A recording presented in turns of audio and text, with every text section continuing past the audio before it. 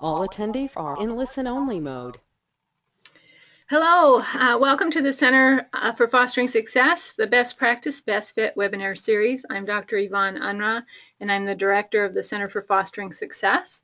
Our mission here is to improve college graduation and career achievement rates among young youth and young adults ages 12 to 25 years old who are aging out of the foster care system.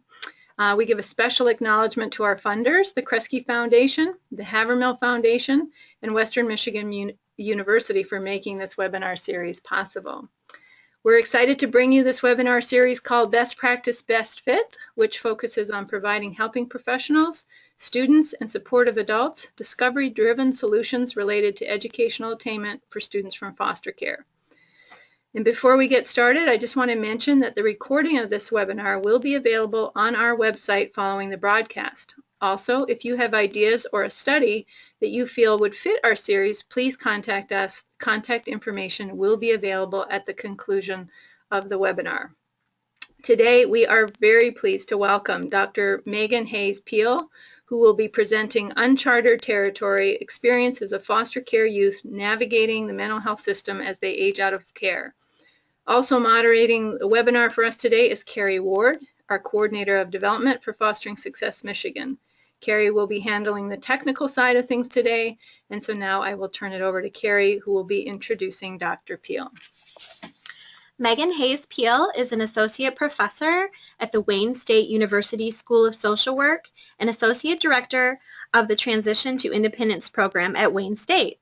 She received her PhD from Arizona State University and was a Doris Duke Fellow for Promotion of Child Well-Being. Her research focuses on the intersection of child welfare and behavioral health, with attention to foster youth and transitions to adulthood. Dr. Peel's experience in social work settings includes providing interventions and program supervision for youth and emerging adults in behavioral health and foster care group homes and schools. The scope of her work is inherently interdisciplinary as it focuses on intervention with vulnerable populations involved in multiple service systems. Welcome, Megan. Thank you.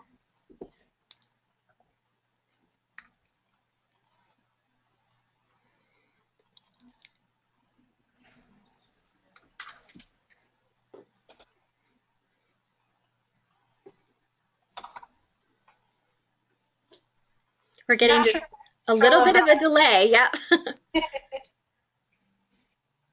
Well, thank you for the warm introduction and for inviting me to come speak on a topic that I'm very passionate about. I'm also really excited to see how many people are attending the webinar and interested in this topic of youth aging out and mental health services.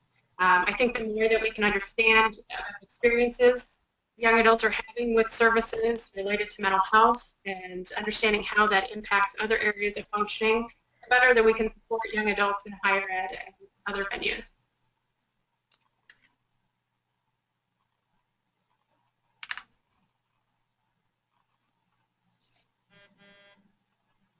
I'm still clicking for my first slide.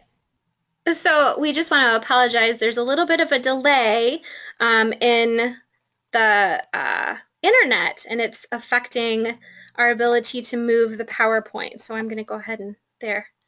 Okay. Okay, thanks. So the research that I'm presenting today is based on my dissertation research, which was funded by the Doris Duke Fellowship for the Promotion of Child Well-Being.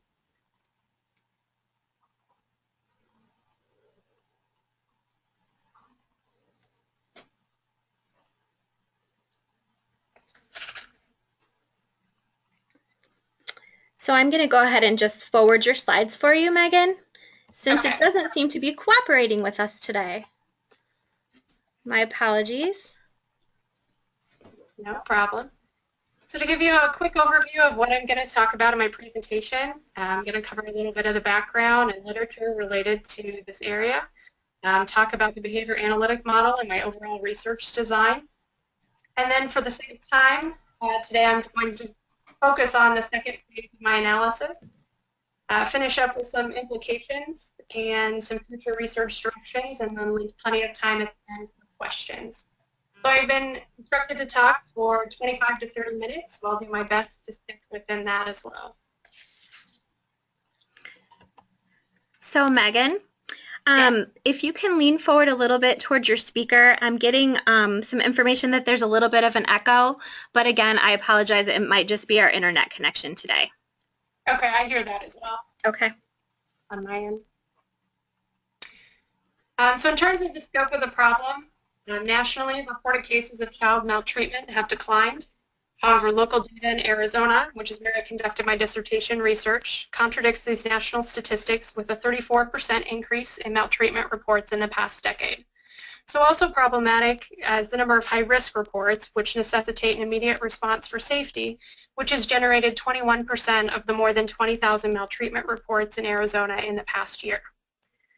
As a result of the increased numbers of abuse and neglect cases, as well as the increased severity of the cases, it's not surprising that the number of children residing in out-of-home or foster care placements in Arizona remains higher than the national average, with 17,000 children in foster care. Separation from families can be a traumatic experience in and of itself, compounding the initial trauma experienced from maltreatment.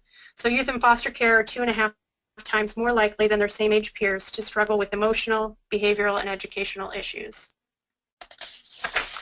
As youth near the transition to adulthood and independent living, exposure to stress increases, yet less than half are engaged in mental health services after turning 18.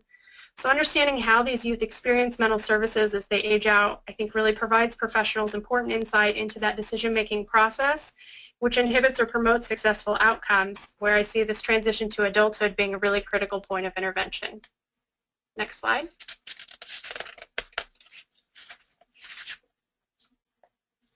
So to give you a very brief review of the literature, there are several areas that I believe impact the experiences of mental health services for youth aging out. I think you'll have to click through each of these. So first, I think we can agree the contemporary mental health system is complex. The numbers of youth on disability due to serious mental illness has risen dramatically in the past 20 years, from 65,000 to 782,000. Which coincides with increased rates of diagnosis and medication prescription in other studies. The significant increase also suggests systemic pressure to label, treat, and maintain youth with emotional and behavioral concerns. However, it also prompts the question as to whether service utilization is adequately meeting the needs of youth. In terms of adolescent mental health, the developmental period of adolescence has expanded from as early as 9 or 10 to now responsibilities associated with emerging adulthood, occurring well into the late 20s. Adolescents are likely in different stages even within this developmental period, which affects assessment, treatment, and outcomes. Reviews of adolescent psychotherapies provide that many are modifications of adult or child-based treatments rather than considering the specific social and emotional developmental needs of adolescents. So this is also problematic when considering the diverse range of adolescents and different needs as youth near the age of majority and transition to adulthood. Youth residing in foster care are a unique population with added complexities of mental health due to experiences of many childhood adversities such as maltreatment. Older youth in care have higher rates of diagnosis and are 2 to 3 times more likely to be prescribed psychiatric medications. They're also more likely to be placed in out-of-home care and eventually transition to independent living when they reach the age of majority at 18. As I'm sure most of you participating on this webinar know, there are nationally 25,000 youth aging out each year. In Arizona, that number is close to 800. So they're transitioning from a system that required their dependence to an abrupt expectation of independence, which can dramatically impact their mental health. They're more likely to experience homelessness, unemployment, incarceration, substance abuse, mental health issues, early parenting, and to not have graduated high school. On the other hand, we also have examples of positive outcomes and experiences, with youth acknowledging significant emotional support and mentorship in a period of interdependence. So there are larger longitudinal studies that have been conducted with youth aging out, providing some of those statistics about outcomes, both challenging as well as positive, and they really provide a comprehensive look at many of the issues facing the population, but they provide a really limited understanding of the actual experience of accessing or discontinuing mental health services. So there's a need to understand that experience from the perspectives of foster youth themselves regarding their ability to meet their mental health needs as they transition to adulthood. Next slide. So as a result, my research question is, as youth age out of foster care, what perceived barriers and supports exist in meeting their mental health needs? So I wanted to look at how they self-identified their mental health needs, look at problematic situations they encountered, as well as supports they found helpful, and then really look at the most frequent and intense barriers and supports they encounter when navigating the system. Next slide.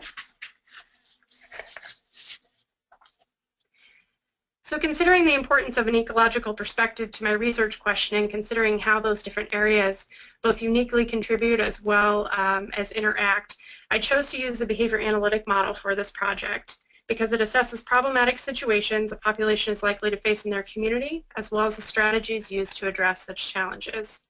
Now, social work strengths perspective would also be interested in acknowledging strengths and protective factors and how they contribute to an individual's competency and perspective of situational demands.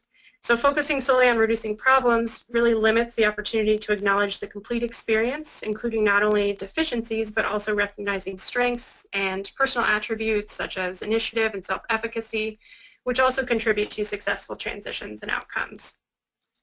So the current research focused on Goldfried and Desaria's first step of the situational analysis to comprehensively examine the situations and the environment that youth aging out must navigate in order to meet their mental health needs, as well as the frequency and importance of such situations.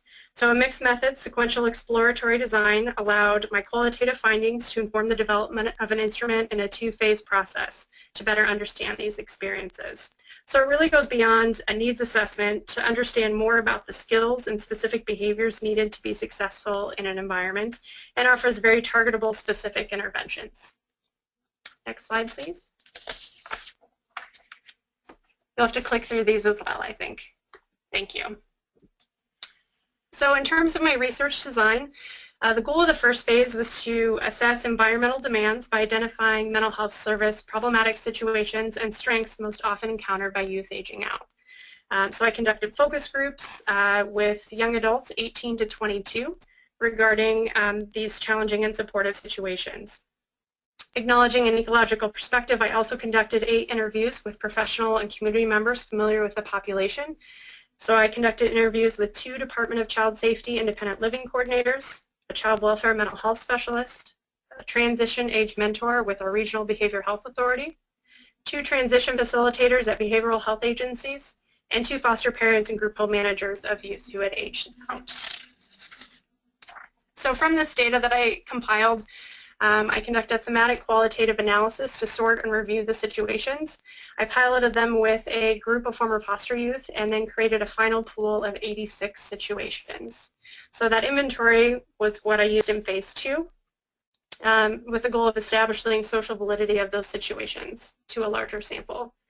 So the inventory was administered both as a hard copy survey in person as well as online, which increased accessibility.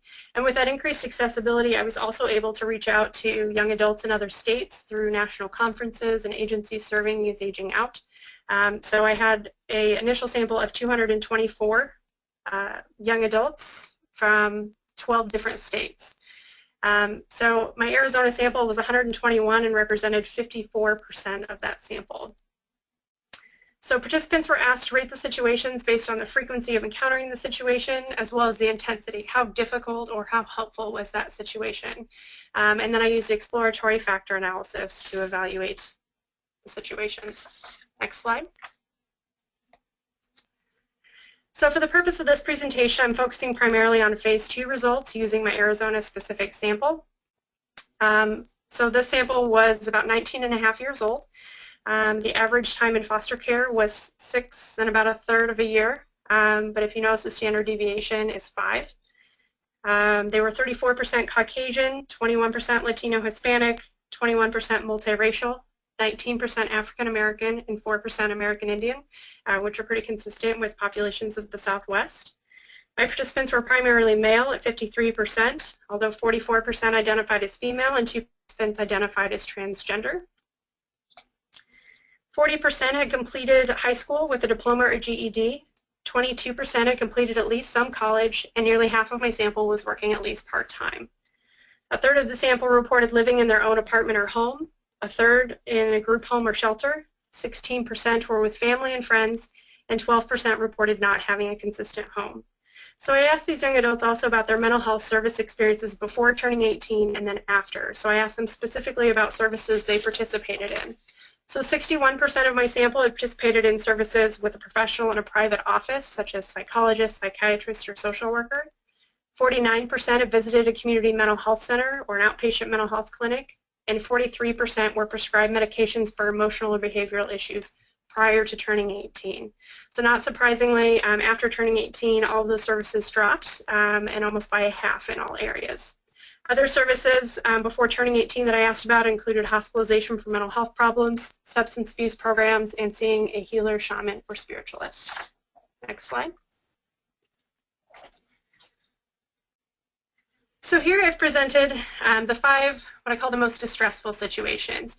So I combined mean scores for the frequency and intensity of all the challenging situations to come up with a mean score of what situations were the most difficult and most frequently encountered.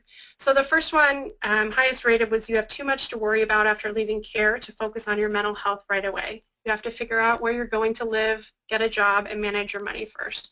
So really focusing on kind of these overwhelming expectations, and really this idea that they're not just focusing specifically on mental health services or education or any of these particular areas, they're all being taken into consideration and impacting their decisions. The second one that came up very consistently in both phases of the study. Decisions about your well-being were made behind closed doors.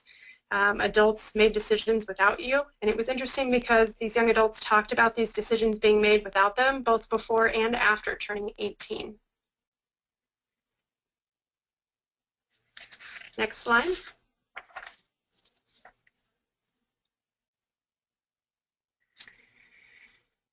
So here I have some mean scores for the 5 most helpful and frequently encountered situations. The first one, not surprising, you have someone to call if things get really tough. You have a person who listens and gives you advice. So 60% of my sample reported experiencing this at least daily, weekly, or monthly, having someone that they can rely upon for advice, someone to call when things get tough. The next one I think also consistently came up in both phases of the study. Once you were on your own, you were able to make decisions and allowed to make mistakes. So I think that's also a really important one to consider, is are we allowing these young adults to make mistakes while they're still protected and supported before they're out on their own. Having leadership opportunities helped you gain perspective with your own mental health also came up as one of the top 5, which I think is something that we try and push our young adults to share experiences with others and really take on some leadership roles. So that was really helpful, they reported as well. Next slide. So I conducted an exploratory factor analysis with all of the challenging situations, but with my data with the situations specific to medications, I had some discrepancy in which some young adults reported experiences with medication situations when they didn't report having taken medications. So I think anecdotally, in talking to some of my participants, they said, oh, I don't take medications, but my roommate does, and they had a really rough time. Can I talk about their experience? So when I was asked questions like that, administering the survey, of course, I said, no, I want to know about your experiences, but I kind of figure that may have come up for some other young adults as well. So in this case, I pulled the medication situations out of the full factor analysis, and I evaluated them separately. But I also felt that they were significant because they came up in some of the top 10 situations as the most challenging and the most frequently encountered. So I still felt the importance of including them in my overall model. So I just evaluated them with a principal component analysis and added that in as my last factor. Next slide. So to look at some of the specific situations within the factors that came from my data, the first factor I have is related to mixed messages. So professionals may have discussed how to return to services after 18 if you decided you needed help, but you didn't remember what they told you to do or who to contact when you actually needed help. I think this is one that consistently comes up for young adults in talking about I didn't know that there were services available or I didn't know who to call. And a lot of professionals say, no, we talk about that in our independent living trainings, just in casual conversations, but sometimes young adults don't remember when it's not something that they need right away. So kind of having those resources available later as well. The third one down, it seems like youth get the same services when they come into foster care. You received counseling and medications because that's what all foster youth receive. I think this one's really interesting as well because it really speaks to this intertwined understanding of identity of being involved in the foster care system as well as mental health. And I think that impacts some of the decisions that young adults are making after they turn 18. Maybe they don't want to be involved with systems, and so they discontinue both mental health services and foster care services, not realizing that they can be separate. Next slide. So the second factor that I have is related to lack of choice and voice. You had someone speaking or making decisions about services for you while in care, so you didn't really know how to advocate for yourself after turning 18. The last one, you go to groups when where you're supposed to have a voice, but services remain the same. You don't feel like people are genuinely listening to your concerns. I think this one's really important because we often ask young adults, tell us what you'd like to see change, tell us your perspective, but changes aren't always made. And so I had a lot of young adults in the beginning phase of this study asking me, what are you going to do with this information? Not concerned about where it was going to go, but more so, am I really going to, put this information back out to the community and to providers? Is it really going to have an impact? So I think that's something to take into consideration when we're asking young adults for their opinions. The third factor I have is related to barriers accessing services. You stopped counseling after turning 18 because you would have to switch counselors. You didn't want to tell your story again. So I think that happens a lot in switching from pediatric to adult mental health systems, having to switch providers, and some young adults just saying, I'm done, I don't want to have to tell that story again. Other barriers that came up consistently and actually impacted participation in the first phase of the study and focus groups were really related to transportation, not having someone to ask for a ride, no longer having a bus pass, having to decide they would participate in services or lose pay for missing work. So some of those things that we may not think about in terms of young adults discontinuing services. Next slide, please. The fourth factor I felt like was related to, again, feeling overwhelmed, having too much to worry about after leaving care to focus on mental health right away. You didn't feel prepared to be successful on your own, but you didn't feel like you could ask for help because you're supposed to be independent after 18. So also kind of getting into this internalized pressure that you're supposed to be 18 and you shouldn't need help. So I think really focusing on resources available, but also this importance of really interdependence or acceptance of interdependence as opposed to an abrupt expectation of independence is important. And then my fifth factor was related to identity confusion and identity beyond foster care. So group counseling turns into a hangout, which is good to connect with other youth, but you want more support and activities to help you develop skills. So in both phases of the study, young adults talked about the shared experience and coming together, being able to share their story with other young adults in foster care. But then they also provided situations such as the second one, the only other young adults you know to live with are other former foster youth who are struggling with their own mental health issues. So not really having that support network beyond what they've developed with other young adults in foster care who may also be struggling with their own mental health issues and not able to provide as much support as some of these young adults need. Next slide, please. Now, as I mentioned, I have the sixth factor related to problems with medications. So it's hard for you to ask for any services or help because you're afraid you will just be put back on medications. I also thought it was interesting that several young adults talked about the doctors thought you were taking your meds, but you were not. They comment on the positive changes they've seen as a result of your medication. So making sure that we're not just assuming that mental health services are working or that we're effectively meeting their needs, but genuinely talking to these young adults. If you complained about your meds or disagreed with the doctor, you were prescribed more meds at higher doses of the ones you were already taking. So a lot of the situations that young adults brought up related to medications were based on this power differential and fear of being put back on meds, being put on higher doses, and not really knowing how to handle that. Next slide, please. So on the Other side of the coin, we have the factor analysis of supportive situations. Next slide. So the first factor I have related to responsive engagement. So not just mentoring, but the fact that the person is asking their opinion, believing in them, and trusting their ability to know what's best for them. So some of these situations, an adult went with you to accomplish tasks for the first time. They took the time to break down tasks into steps and repeated things you would need to know on your own. So really that focus on individualized services and focusing on what that particular young adult needs. A doctor or counselor is able to meet you at different service locations. That helps with the transportation issue, things like that. The second factor is related to consistency through service transition. Your service is transferred to the adult system without issue because you had a professional, such as a caseworker or counselor, help make sure you were set up. And you received transition services after that continued after you turned 18, which made you feel like you had someone to ask for help when needed. So again, having that consistency in service transition. Next slide. And then also that consistency in mentorship and supportive relationships. So still talking to staff or foster parents after you've left, checking in on you and they care about how you're doing. And the last one, staff who had an ongoing relationship with you were able to point out the progress you've made over time, as well as notice when you were struggling. So really that trust that's developed with ongoing relationships. The last factor I have with supportive situations was regarding self-efficacy. So their belief in their own ability to complete tasks and reach goals. I think what's most interesting to me that came out of this factor, if you look at the last two situations, one says you stopped mental health services and the other says you continued mental health services.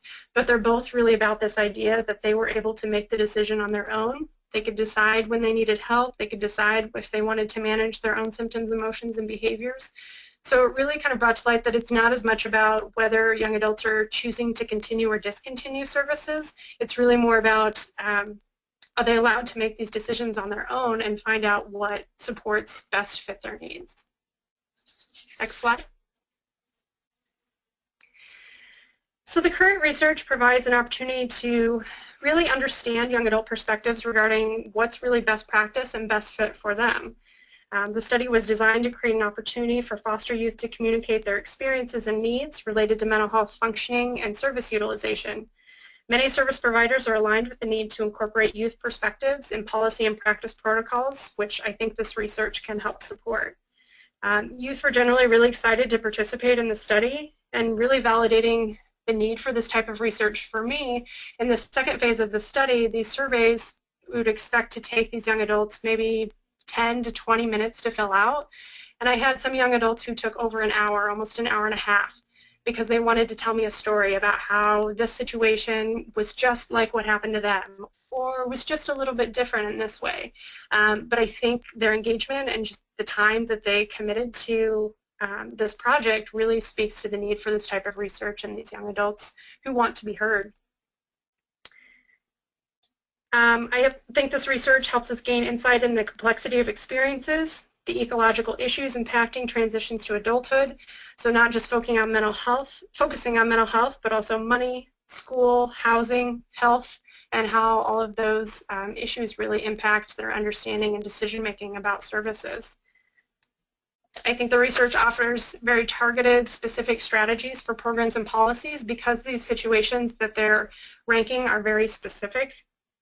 For example, I think training and problem solving is something that came up a lot from some of these young adults citing situations they didn't know how to handle or where to get information.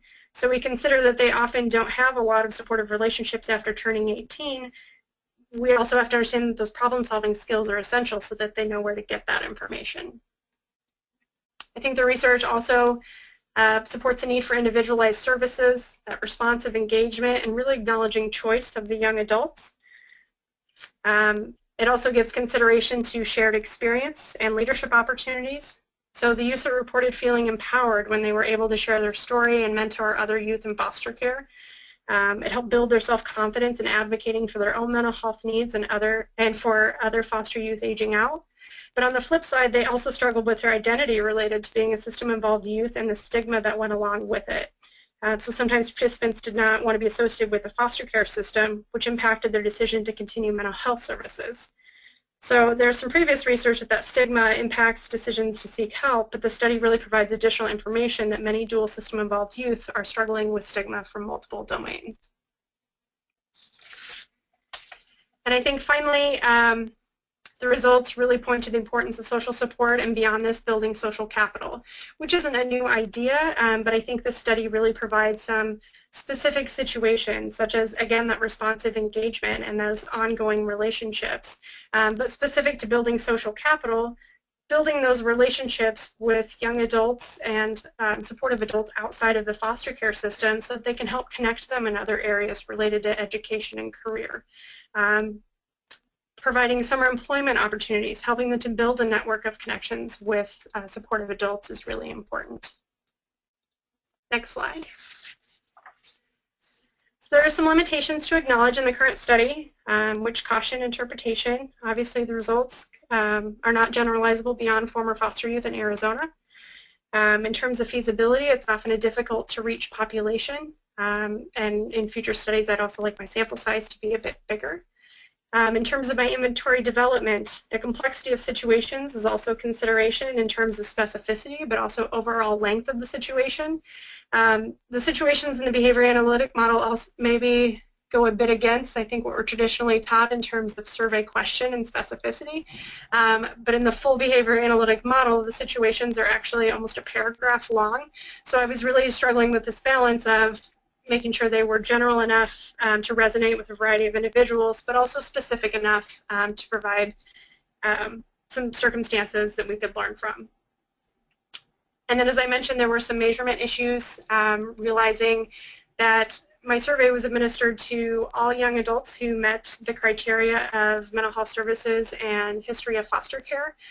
So they received all of the questions regardless of which mental health services they had participated in. So I think moving forward, I would be more intentional about only having them answer the questions specific to the services that they had participated in.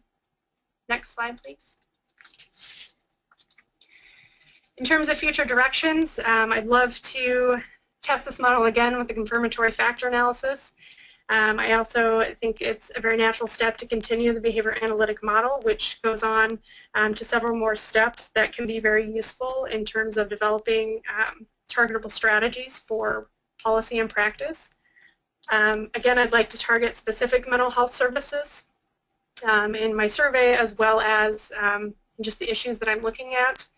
And another subpopulation I think within this is that would be really interesting to talk to are young adults not engaged in services. So that's, as you know, a very difficult subpopulation to get in contact with and get a large sample from, because it's usually easier to talk to young adults who are involved in at least some sort of service from an agency.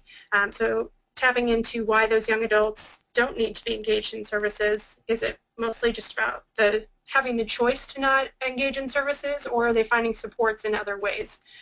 So I think that's really interesting.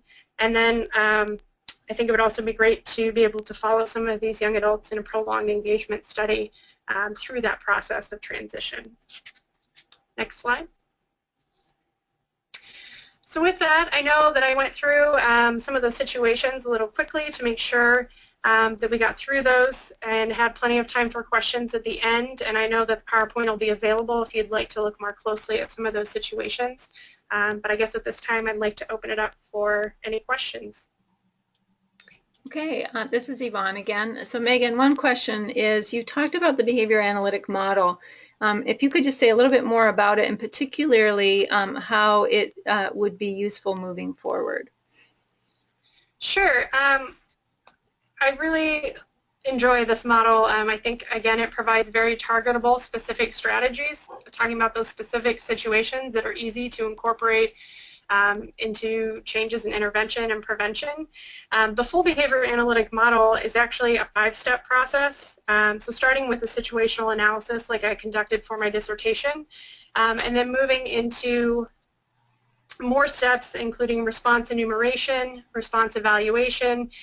So not only are we asking young adults about what specific situations they're encountering. Then the next step is asking them how do they respond to those situations and what strategies do they use. And then that response evaluation is really having professionals in the community evaluate those responses and to develop an instrument which can be used for assessment and evaluation. So there are some other useful directions I think this model can head. Another question is, it seems that there's an inherent conundrum in your research in the sense that young people who have the lived experience of foster care and aging out certainly encounter many obstacles and barriers in their young adult life or even in their youth. Not all of them necessarily fall in a mental health category, but mental health is the system in which we provide services to individuals who are supported by the state in some way. So did you consider in your research, sort of alternative strategies of support that young people from foster care need that is outside the mental health system? Absolutely. I think that was something that I wanted to consider in my development of the project and in how I carried that out. So the way that the questions were set up in terms of my initial focus groups and interviews, they're really focused on gathering information of what helps you with your mental health, what supports you, what's been challenging with your mental health and related to specific services. Because previous research as well as just anecdotally and talking to young adults, you hear that they are often able to support their needs through a variety of resources. And I think a lot of things that came out of this were supporting the previous research about social support and that ongoing support, but also specific things related to individualized services and responsive engagement, both within services as well as just with mentors, which I wouldn't consider a formal service typically. Again, I would also like to speak to those young adults who are not engaged in services and have not been engaged in services since turning 18. A lot of my participants had gone back and forth with services, so that was interesting, and I think some of those situations came up as well. Okay, another comment, thank you. Another comment that is coming up is just acknowledging that it's important to look at collaboration or the lack of collaboration that is happening between child welfare and the mental health system. That's a comment. I don't know if you want to add to it. Sure. I think that's absolutely a big part of kind of my interest in this area. I think child welfare and behavioral health systems have a history of fragmentation, and I think some of these situations or the results of this study also point to the need for more focus on integrated services or collaboration between maybe not just even foster care and mental health services, but also education, juvenile justice, some of those other arenas where these young adults are involved. I think when we talk about transition planning for these young adults as they're nearing the age of 18, all of the different systems that they're involved in tend to have a different transition plan. So they may have one for their mental health, they have one for foster care, and one for juvenile justice. And I think we really need to focus on integrating or making collaborative transition plans that aren't as confusing. I think that sets some of our young adults up for failure sometimes by not knowing which goals they're working on or even who to ask when they have questions. So yeah, I would absolutely agree with that. Another question is engagement with young people from foster care can be a difficult challenge. What strategies did you use to engage these young adults in your research?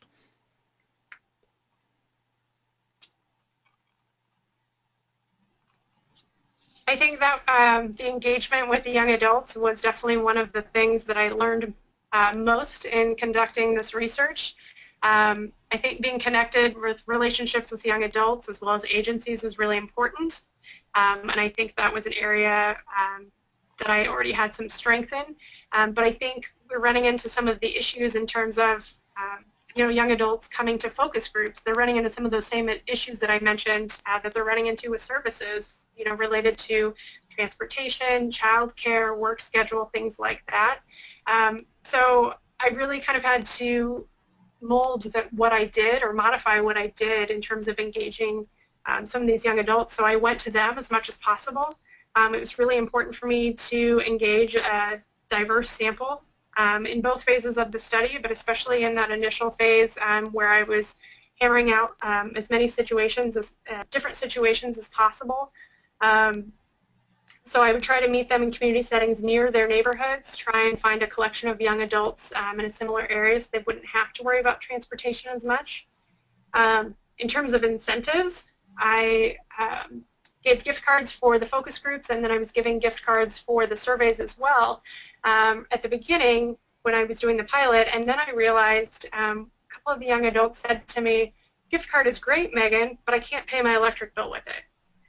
So really kind of reframing that I hadn't considered that, and what are the things they might use that incentive for, and so from that point on I used cash incentives, which seemed to be more accepted by some of the young adults.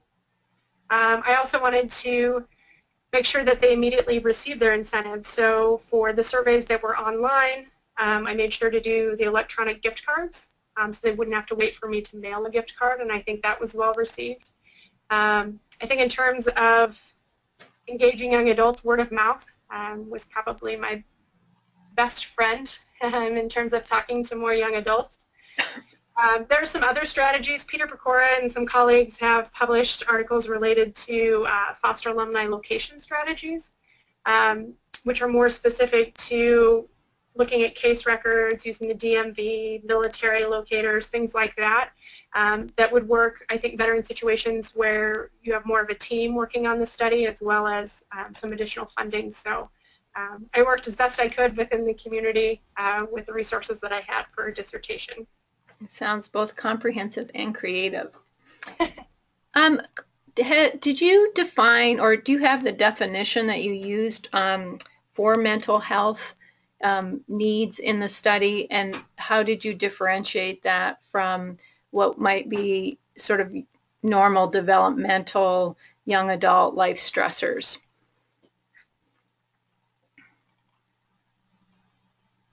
So I went about it in a couple of different ways. Within my initial focus groups, or the first phase of the study, to try and elicit those situations, I talked about mental health services, and I gave some examples of formal mental health services, but I also talked about mental health as a part of life and choices and life stressors and things like that. So I really tried to solicit responses in both avenues, and most generally about just how do you maintain your mental health. The criteria for involvement in the study is that they participated in formal services prior to turning 18, but that wasn't the criteria after they had turned 18. So I feel like I was able to get a variety of responses addressing both pieces of that. Okay, thank you. We have one more question here. In your implications, you mentioned the target strategies for program and policies. Are there other strategies that you would suggest based on the results of this study? I think a couple of the things I mentioned previously that I think are very important are focusing on problem solving. So in our independent living programs and services, we're not focusing just on information, but also skills in problem solving to facilitate behavior and where to search for resources later. Again, I think that integrated transition planning is really important, as we talked about with youth involved in multiple service systems. I also think allowing these young adults to make mistakes while they're still being supported. So allowing them some of the freedoms to make choices on their own, giving them a true voice in decision making. I think I've had some young adults talk to me about, oh, my team wants me to lead my last meeting and help develop my transition plan, but I don't know what questions to ask. So helping prepare them for some of those responsibilities as well. Okay, and then we do have another question. Did payment for mental health services come up as an issue in your interviews? It did. There were actually a couple of situations where young adults talked about not being ready for or not wanting to engage in services right away, but when they decided they needed it, they either didn't have the insurance or weren't able to pay for it. And they also talked about, again, that balance of, do I miss work and miss pay at work to participate in services, which I think is also related to financial issues as well. Okay, we don't have any more questions up. Is there anything that you want to add to your presentation before we sign off today? I'm not sure that I have anything specific to add to the presentation, but I would just throw out there, if anyone is interested in talking about it more or finding out more information about this area of research, they can always shoot me an email. My contact information is at the bottom of the screen as well. Okay, thank you. And thank you for kicking off our Best Practice, Best Fit webinar series this year. Very helpful information, mental health obstacles, challenges, and strategies for success in navigating that are so important. So just a reminder to everyone to visit www.fosteringsuccessmichigan.com for more information about upcoming webinars, or to access the recording of today's webinar. And that also, if you have a research study that you're interested in presenting in this series, please contact me directly. I am Dr. Yvonne Unruh. My email is listed there for you. So I thank you all for joining us today. Thank you.